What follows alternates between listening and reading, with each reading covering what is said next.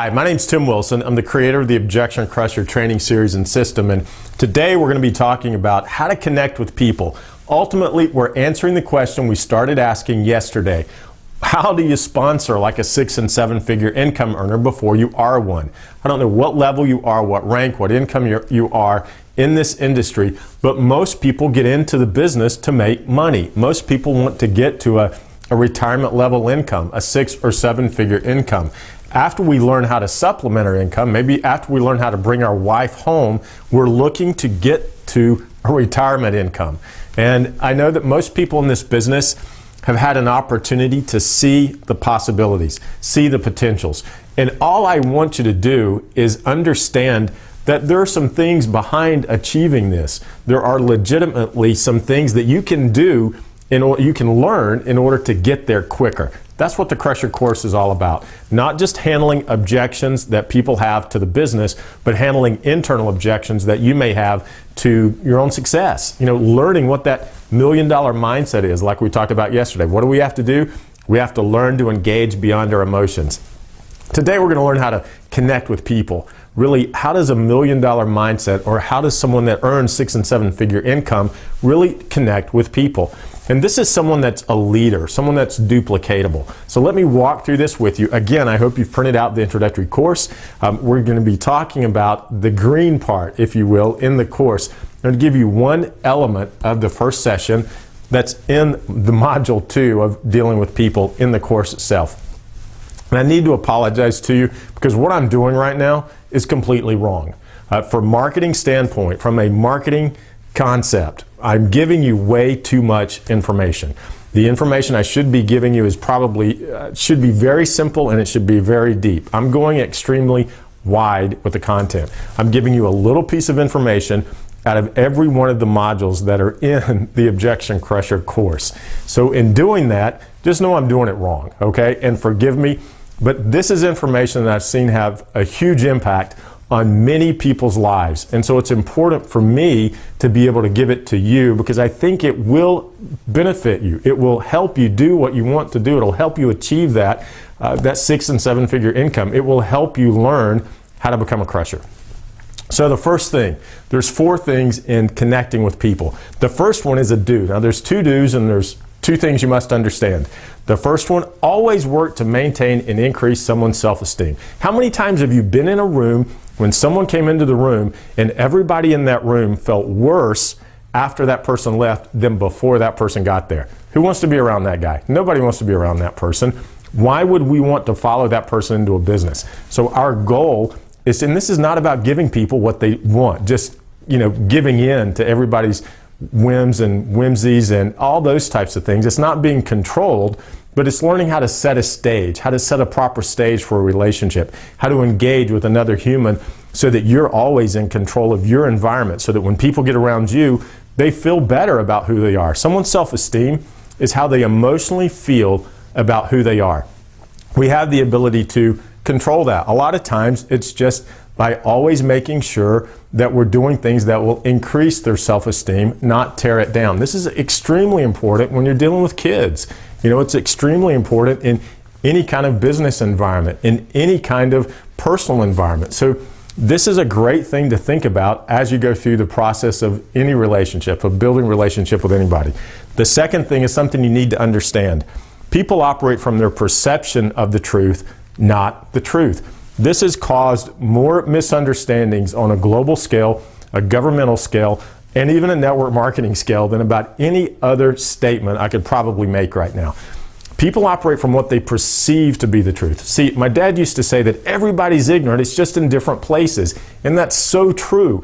I'm ignorant about things I don't know about. There's just some things you don't know that you don't know.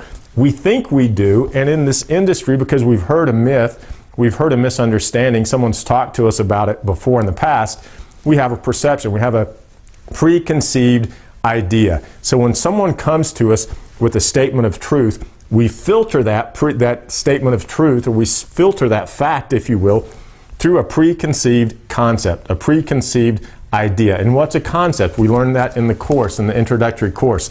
A concept is a unit of knowledge. We use this knowledge that we think we've got to process, whether or not this industry is a scam, We use this knowledge to process whether or not this industry is profitable for people, if people can really make money in this business. So that's what your prospects are doing. Your prospects are actually processing the information with everything they've got. And a lot of times the information they've got is just simply inaccurate. Once you get this, it's easier to understand that you need to maintain and increase someone's self-esteem. It's easier to do that because you don't take things as offensive. You're not as offended by things whenever people do object or whenever people do say, hey, that's a pyramid scheme. The next thing that we must maintain a positive and effective attitude. This is something you must do. Maintain a positive and effective attitude. Why is this important? Because you can never grow without a positive and effective attitude, and you can never really duplicate without a positive and effective attitude. I've seen people that can make money and have a negative attitude, but the issue at that point is that they understand how to be effective, they understand how to engage, they understand that they have to operate beyond how they feel, so they stay in that $1 million mind. They stay engaged in the process we learned yesterday, which is they engage beyond how they feel. So right now, you've got to see your attitude as not really an emotion. You've got to see your attitude, and this is a big mistake a lot of people make concerning their attitude. They see it as an emotion. Your attitude has nothing to do with your emotions. It's a decision. It's a mindset. It's like setting of the sail. It's something that we determine in advance. We can turn it. It's like a light switch almost to some degree. A great way to look at your attitude is as if it is a tool. How do you use your tool? Are you effective at using it, or are you ineffective? And ask yourself, is this, take it out, take your attitude, set it in front of you and look at it, examine it and say, is this thing really producing what I want it to produce? What do I have to do to get my attitude to work correctly so that it puts money in my bank instead of taking money out of my bank? We never want our attitude to take money out of our bank. The last thing is something you must understand. You have to have a personal responsibility in any relationship, or you have a personal responsibility in any relationship you're in.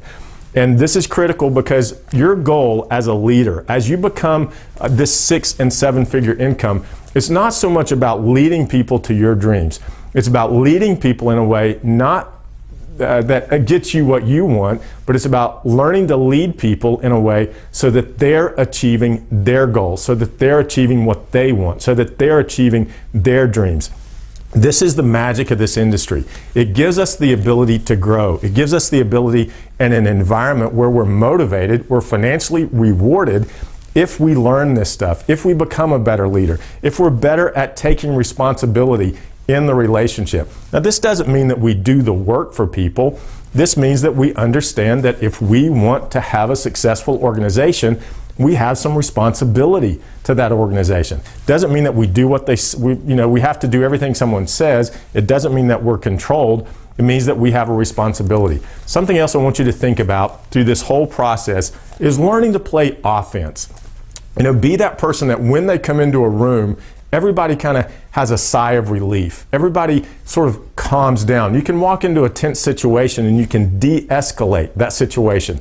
That's something that somebody wants to have in a sponsor. That's something that somebody wants to feel. They want to feel that somebody has the ability to control a conversation. Not be controlling, but just to direct it where it needs to go.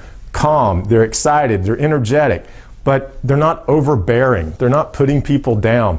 They've got a good attitude. They're responsible. They call people back when they say they're going to call people back. If you tell somebody, a prospect, hey, I'm going to call you back and see what you liked about this video I just sent you, and you say, I'm going to call you back tomorrow, you better call them back tomorrow. That's having a responsibility in the relationship. Tomorrow we're going to talk about crushing the objection. I hope you follow me on Twitter. I'll give you something every single day, 2 or 3 things that'll encourage you, motivate you, a tip here, a tip there. Be a crusher, do the work. We'll see you tomorrow.